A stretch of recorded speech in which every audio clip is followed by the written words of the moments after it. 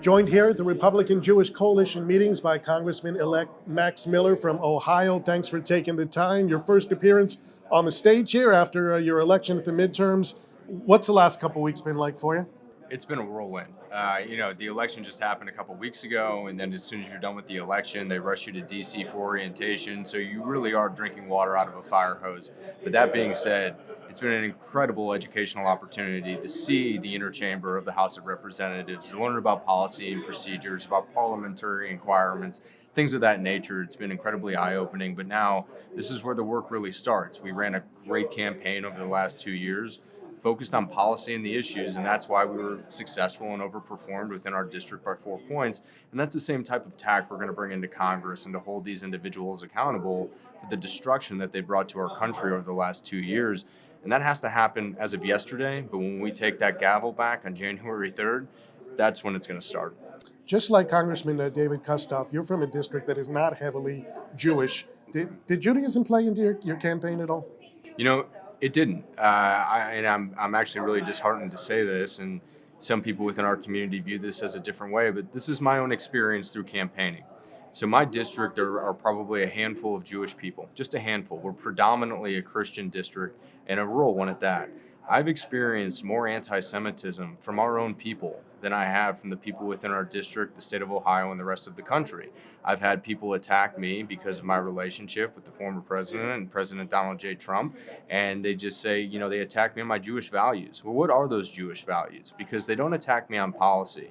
And we're talking about people that I haven't seen in decades, but yet they use this platform to elevate themselves, and they use people like me as a vessel, and it's incredibly disheartening. And that is the bridge that I just want to connect, because there's only one party that is for Zionism, and that is abundantly clear, and it's the Republican Party. It's not the Democrats. So how much of your Jewish background, your Zionist background, will play into your role as a congressman? It's going to have a huge role. I plan and I will be one of the largest Jewish voices in Congress.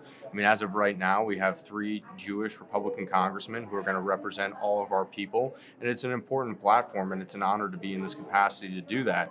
But from everything that I'm seeing that's happening within our country, and I said it on the stage a short time ago, is that there's a new movement now, and that new movement is being an anti-Zionist. Well, if you're an anti-Zionist, you're an anti-Semite. It's just you're covering over for it. And the BDS resolution that was passed just outside of our district in Case Western Reserve University is incredibly eye-opening.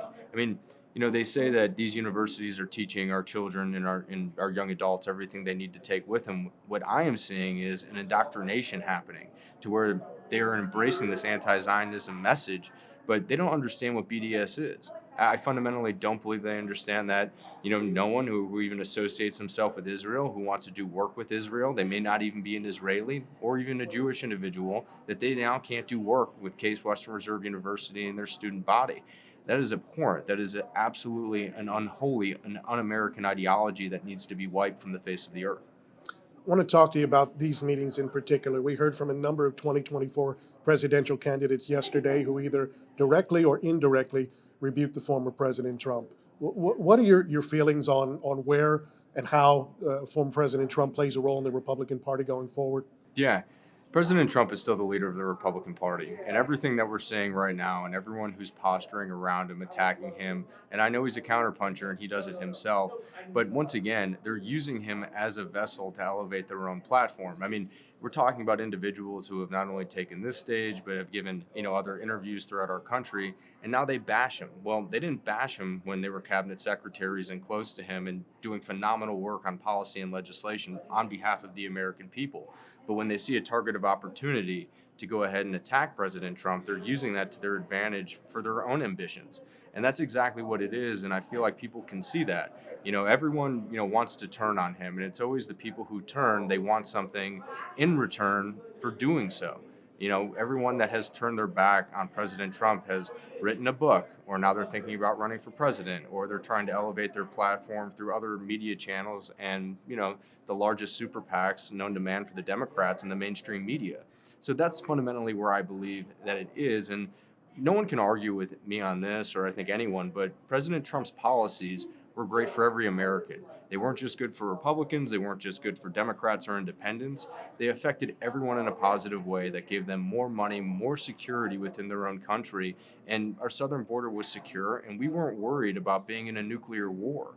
We weren't fun, and this is where we are today. It's a troubling time that we're in, and that's why I'm proud to be in the majority in the House of Representatives come January 3rd, because accountability needs to happen, checks and balances, and that's not happening right now at the Biden administration.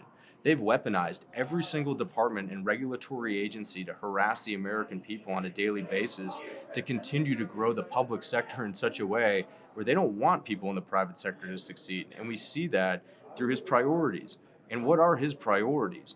His priorities are continue to divide the American people by social and moral issues as opposed to real policy that could help them out, and that's incredibly disturbing. The big thing about the midterms is drawing lessons going forward, the postmortem.